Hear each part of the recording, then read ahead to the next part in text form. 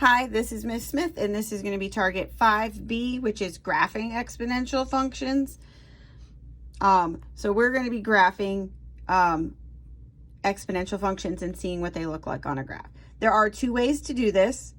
One is that you could use the rate of change and the initial value to help you find what you're going to do. If you remember, the rate of the initial value is where we are at 0. So if you wanted to, you could go to your table and find 0, and we know that's going to be 16 because this is the initial rate of change. So that one you know automatically, okay? Then we know that our rate of change is 1/2. So every time we increase by 1, we have to half it. So half of 16, so if we multiply by 1/2, we have 8. And if we do it again, we have 4. And if we do it again, we have 2. And when we are going down, or if we're going up by 1 and halving, if we're going backwards, that means we have to do the opposite, which is double. So this is 16. If we're going backwards, we got to go times 2. Or divided by half, which is times 2. So this would be 16 times 2, which is 32. And 32 times 2, which is 64. Okay, that's one way to do it. The other way is to put this in a calculator. I recommend the scientific calculator at desmos.com. And you would substitute all these x's in for this x. So you would start and you would do 16 times 1/2, don't forget your parentheses, and you would do to the -2 power and find the answer. It's going to be 64.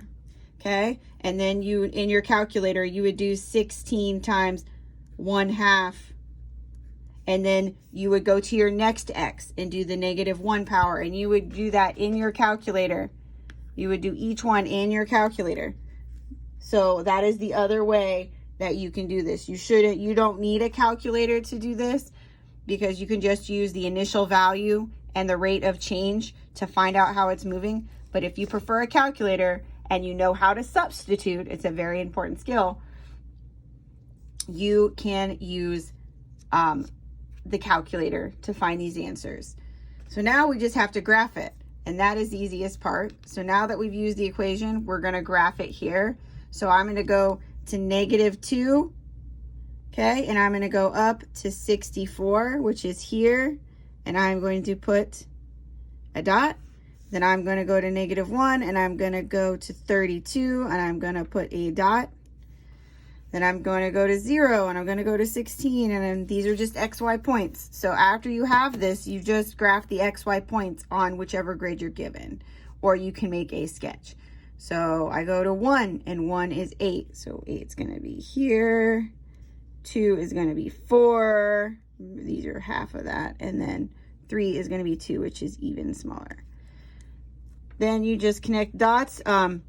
Exponential functions will always be curved, and they will never cross, and this isn't exactly accurate, but they're never going to cross the x-axis unless they've been modified, and we won't have any modified ones. So this is an exponential function. This one is decreasing because it starts high and decreases. So this is an exponential decay, which we will get into more in 5D. But this is exponential graphing. So we graphed an exponential function.